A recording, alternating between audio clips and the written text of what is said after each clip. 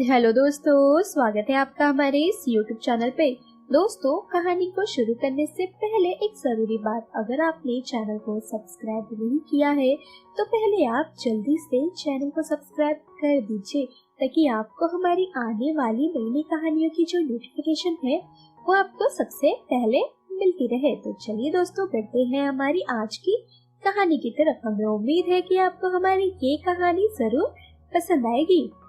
समीर बचपन से अपनी शादी का सपना देखा था।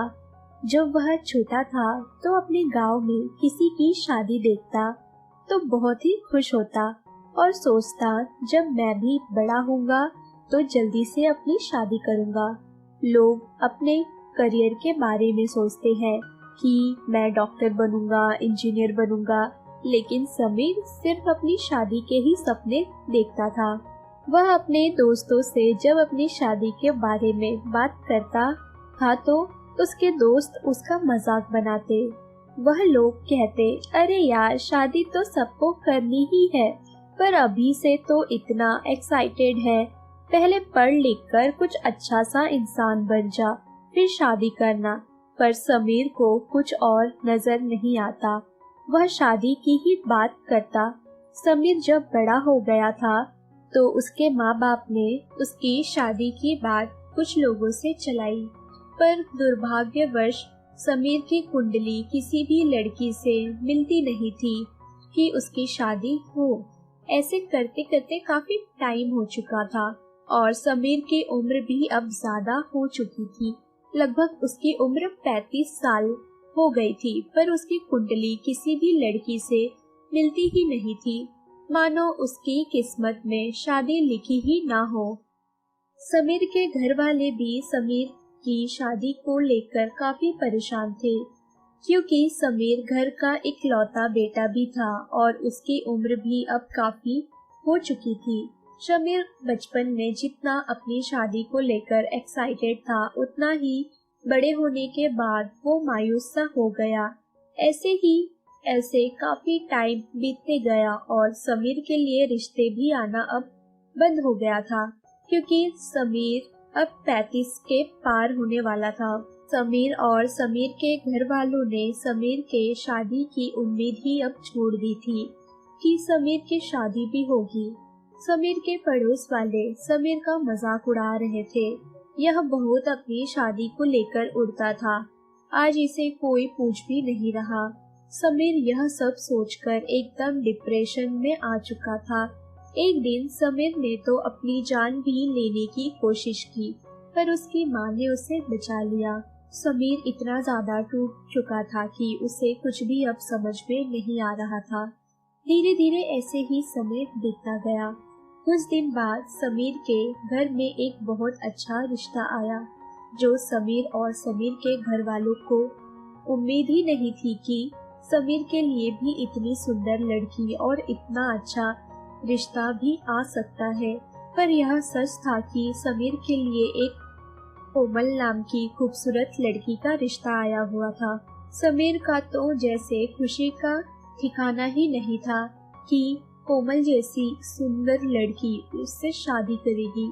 धीरे धीरे सब कुछ ठीक होने लगा, पर कोमल एक गरीब घर की लड़की थी, जिस कारण समीर के घर वालों को कोमल के घर वालों को कुछ पैसे देना पड़ा। इस बात पर समीर और समीर के घर वालों को कोई भी ऐतराज नहीं था, क्योंकि उन्हें तो कोमल जैसी अच्छी सुंदर लड़की चाहिए थी, जो उन्हें अब मिल चुकी थी कोमल के रूप में। एक तो समीर के इतने दिन बाद शादी हो रही थी, वह भी एक खूबसूरत सी लड़की से। वह हर वक्त कोमल के ही बारे में सोचता रहता था। वह मन ही मन सोचता था कि मेरी किस्मत इतनी अच्छी हो सकती है, मैंने कभी सोचा ही नहीं था। धीरे धीरे शादी का डेट भी आ गया और शादी भी अच्छे तरीके से संपन्न हो गई। समीर जब अपने रूम में सुहागरात के लिए गया तो कोमल को घूंघट के रूप में देखकर उसकी खुशी का तो मानो ठिकाना ही नहीं रहा। पर जब उसने कोमल का घूंघट उठाया तो कोमल के जगह पर एक लड़का था।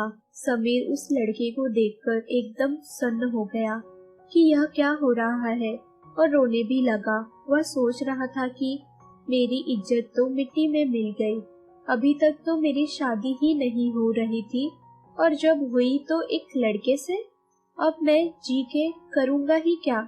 समीर तुरंत अपना सर एक दीवार पर पटकने लगा। तभी उस लड़के ने समीर से कहा, आप क्यों ऐसा कर रहे हैं? तो समीर ने कहा, तो मैं क्या करूं? अभी कमी मेरे इज्जत की धजिया उड़ी है, अब तुझसे शादी होकर और उड़ेगी क्या? इससे अच्छा तो मुझे मौत ही मिल जाए। उस आदमी ने किसी तरह समीर को बचाया और अपना नाम उसने मोहन बताया। वह बोल रहा था कि मैं छोटा मोटा नाटक में एक्टिंग करता था, पर इन लोगों ने मुझे कहीं देखा और बोला कि वहाँ भी तुझे एक्टिंग करने को मिलेगा, पर पैसा थोड़ा ज्यादा मिलेगा।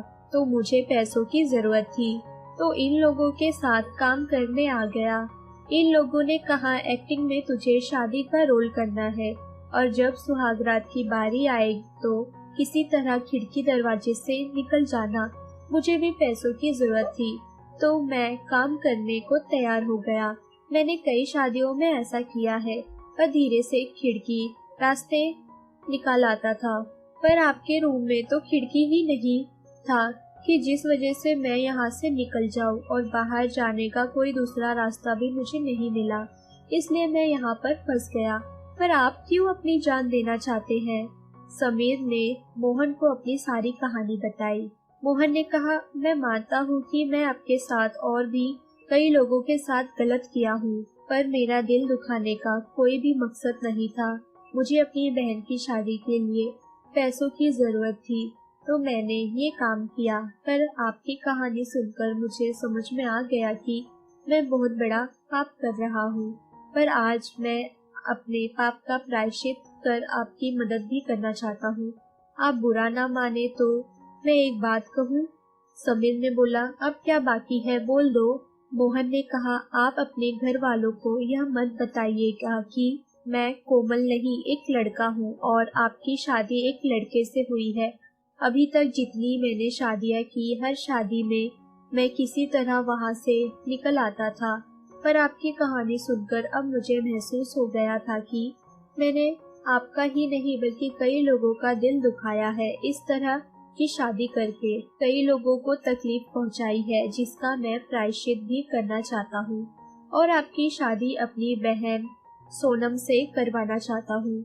समीर इतना टूट चुका था कि वह बोला, रहने दो, अब शादी नाम से मेरा दिल ही टूट चुका है। पर मोहन ने कहा, ऐसा मत कहिए, मैं आपसे माफी मांग रहा हूँ ना, मुझसे गलती हो गई, किसी से नहीं होती, मुझे माफ कर दीजिए। बस आप एक मेरी बात मान लेना कि जब कल सुबह होगी तो घर वालों से बोलना कि कोमल अभी 10 दिनों तक किसी के सामने अपना चेहरा नहीं दिखाएगी, क्योंकि इसने भगवान जी के सामने मन्नत मांगी है। उन 10 दिनों में मैं अपनी बहन सोनम की शादी आपसे किसी न किसी तरह से करवा दूंगा और जब शादी हो जाएगी तो आप सारी बातें बता दीजिएगा और फिर हम मिलकर जो आपके साथ इस शादी में धोखा किया है उन्हें ढूंढ लेंगे। समीर ने मोहन की बातें मान ली। ऐसे ही किसी तरह 10 दिन गुजर गया। मोहन अपनी बहन सोनम को समीर से मिलवाया। सोनम कोमल से कई गुना ज्यादा खूबसूरत थी और एक संस्कारी लड़की थी। संस्कारी लड़की में दोनों की शादी न चाहते हुए भी एक मंदिर में हो गई, क्योंकि समीर की पहले ही इतनी इज्जत की धजिया उड़ चुकी थी कि समीर की अब कोई इच्छा ही नहीं रह गई थी और घर वालों से भी तो छुपाना था। सोनम और समीर जब शादी के जोड़े पहनकर अपने घर आए तो घर वालों ने पूछा, अरे कोमल कहाँ, यहाँ कौन है? तभी समीर ने अपने घर वालों को सारी कहानी बताई। समीर के घर वाले तो एकदम से यह सुनते ही दंग रह गए कि मेरे बेटे को कितना कुछ सहना पड़ा और मोहन का शुक्रिया अदा किया। मोहन और समीर ने दोनों ने मिलकर उस शादी कराने वाले गिरोह का पता लगाना शुरू कर दिया। फिर कुछ दिन के बाद उन लोगों का पता भी चल गया और पता चला कि वह शादी कराने वाले फ्रॉड लोग हैं, जिनकी कुछ मंडली है। वह लोग कई लोगों के साथ ऐसी शादी करवा चुके हैं और पैसा लूटते हैं। समीर और मोहन ने उन लोगों को पुलिस के हवाले किया। आखिरकार अब समीर की शादी सोनम जैसी एक खूबसूरत लड़की से हो गई, इसका उसको इंतजार था। तो दोस्तों, ये थी हमारी आज की कहानी। अगर आपको हमारी ये कहानी पसंद आई हो तो कहानी को लाइक और शेयर करना ना भूले दोस्तों, अगर अभी भी आपने चैनल को सब्सक्राइब नहीं किया है तो पहले आप चैनल को सब्सक्राइब कर दीजिए, ताकि आपको हमारी आने वाली नई नई कहानियों की जो नोटिफिकेशन है वो आपको सबसे पहले मिलती रहे। तो चलिए दोस्तों, हम फिर मिलेंगे अपनी एक और आने वाली नई